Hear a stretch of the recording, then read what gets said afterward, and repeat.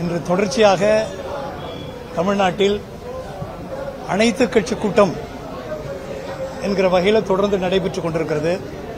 இந்த அனைத்து கட்சி கூட்டங்கிறது ஒரு ஜனநாயகத்தை நிலைநிறுத்துகின்ற ஒரு அருமையான செயல்.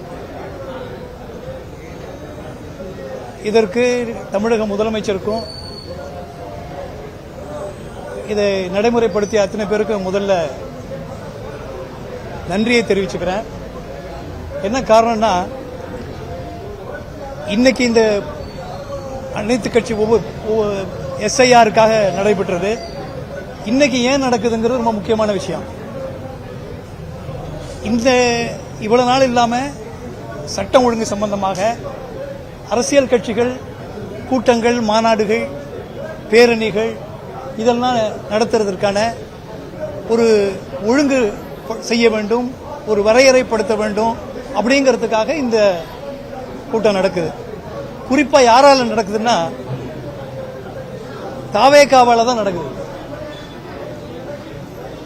அந்த கட்சி தான் இந்த மாதிரி ஒரு நிலைக்கு இன்னைக்கு எல்லா கட்சிகளையும், இதுவரைக்கும் எத்தனையோ மாநாடுகள் நடந்திருக்கு. நார்மல் அந்த மரபு சார்ந்த கட்சிகள் நம்மெல்லாம் அந்த காலத்திலிருந்து செயல்பட்டு இருக்க கட்சிகளால இந்த மாதிரி ஒரு ஸ்டாம்பேடு நடந்ததில்லை. இவ்வளவு பெரிய மோசமான ஒரு ஸ்டாம்பேடு நடந்ததில்லை. ஜல்லிக்கட்டு போராட்டம், மிகப்பெரிய போராட்டம் சென்னையில் மக்களாலேயே நடத்தப்பட்டுச்சு. அங்கெல்லாம் இப்படிலாம் எதுவும் நடக்கல.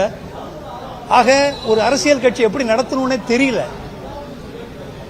ஒரு அரசியல் கட்சியை கூட்டம் எப்படி நடத்தணும் அப்படிங்கிற ஒரு தாந்தோன்றித்தனமாக நாங்க வெறி பிடித்து, ஏன்னா வந்தவுடனே டைரக்டா சிஎம் சீட் தானே காலியா இருக்குது.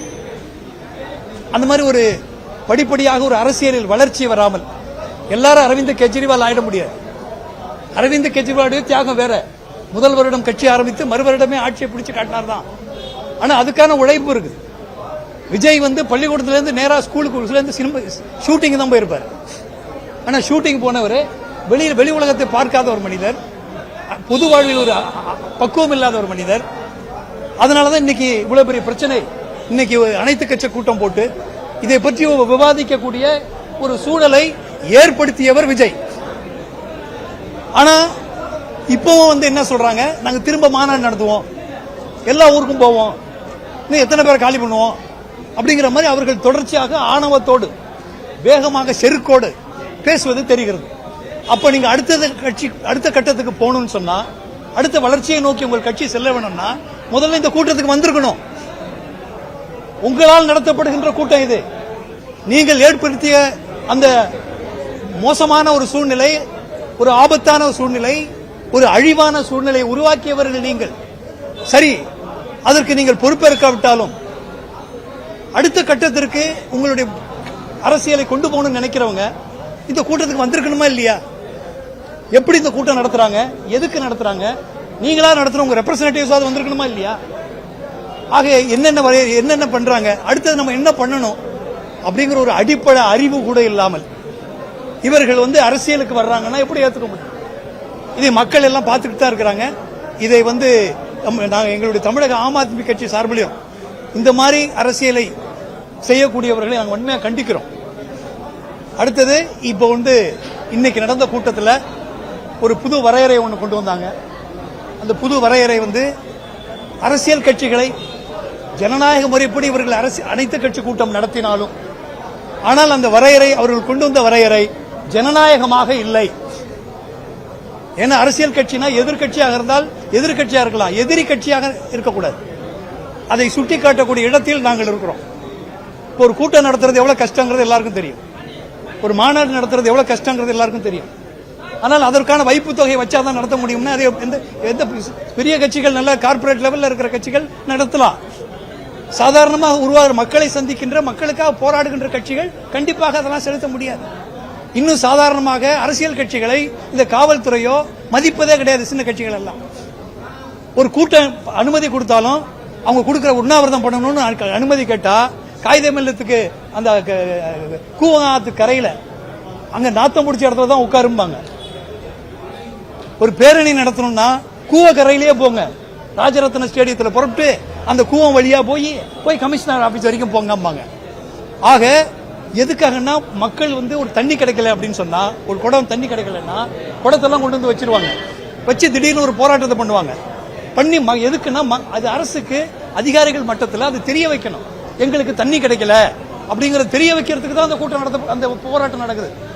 அதே போல அரசியல் கட்சிகளும் நீங்க அனுமதி கொடுத்து லெட்டர் கொடுத்து 10 நாள்ல கொடுப்பாங்களாம் அனுமதி, ஒரு வாரம் ஆகுமா அப்படின்னு சொன்னா ஒரு எமர்ஜென்சி இஷ்யூஸை எப்படி வெளியில கொண்டு வர்றது?